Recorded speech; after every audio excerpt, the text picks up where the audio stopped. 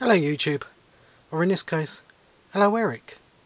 Now this is a video response to his video about the cloud and digital music and digital media and how we interact and consume these products nowadays.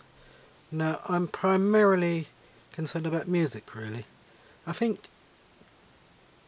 physical DVDs will be okay because their main market is at Christmas, and because of companies like Amazon and other internet companies, you can buy somebody that physical DVD as a present, and it's one of the main presents that's very popular at Christmas time.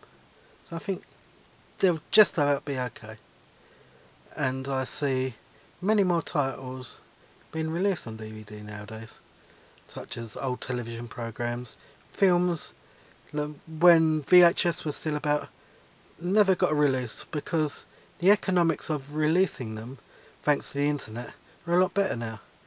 And there are smaller independent DVD companies starting up again. In the last couple of years there's been a lot more. And we've seen a lot more independent cinema come through because of DVD release. And independent cinema thrives on DVD because their cinema sales are so low. But music, on the other hand, it can be a bit tricky. Now, I think you're right about the cloud and having that physical relationship with an object. It's not the same thing, really. The tangible CD, or in my case, in the old days, cassettes, and vinyl. I think it's vinyl that's most important to me. Well, I bought my first record when I was 10 years old, and I still have that record. It's a copy of Planet Rock by Africa Bambaataa, and I love that early hip hop stuff. Oh, BDP and Cormo D and Slick Rick, and then I got into other stuff like Jimi Hendrix and the bluesmen such as B.B. King and Albert King, and more unusual stuff like Professor Longhair. And at that same time I started listening to a radio show in Britain that was hosted by a man called John Peel, and he was a great broadcaster. He introduced me to the bands like The Fall, The Damned, The Buzzcocks, many punk artists and reggae and all kinds of music, and very odd things like Toots and the Maytals, things you don't really see nowadays. Now,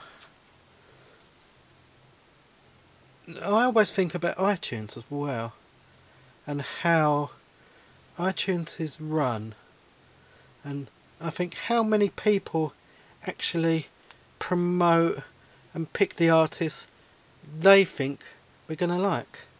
Now, it was very different in the old days when you had hundreds and hundreds of small record stores and the chain stores, but who were picking the artists from their own personal taste, and you got a whole wealth of different kinds of record stores and record shops, and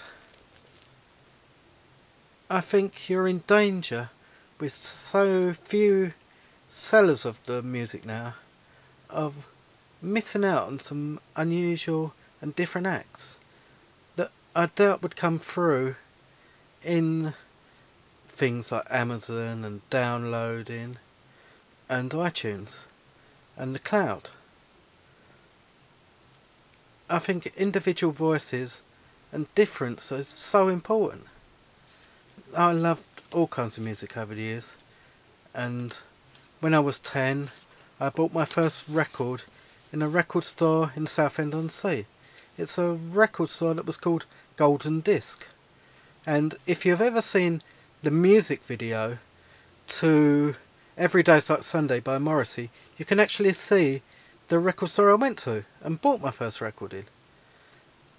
Oh, it's such a long time ago now. Nearly 30 years, well, it is 30 years ago.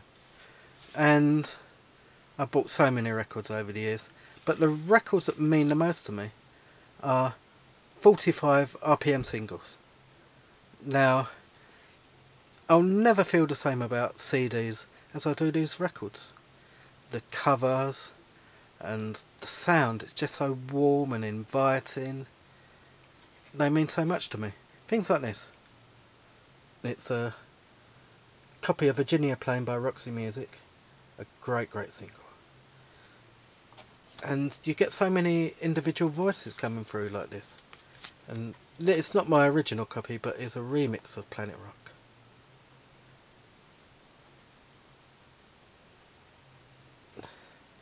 I think you've provoked some questions that I've been asking myself lately. Oh. Now, do you think I'll feel the same way about my CDs in the future? I doubt it. And I still have cassettes, and some of them mean an awful lot to me. I'll never get rid of my cassettes. And you said you had a Walkman. I still use mine. I did use iTunes for a bit, but then when my iPod broke down, I stopped using it and didn't buy another. I didn't feel the same about it as I do my records. And you'll never get the same feeling. Now, you said you saw young people buying vinyl, which is brilliant. I think it's because we get the same in this country, because in the late 1990s, dance music culture centred around vinyl, and it was a vinyl based culture, and a lot of dance music is.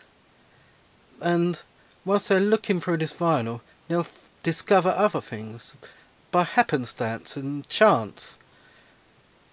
On these, especially iTunes, you search and search, but you tend to search for the things you know about. But if you go into a record store, you can talk to the staff, and they may tell you something that you didn't know about music.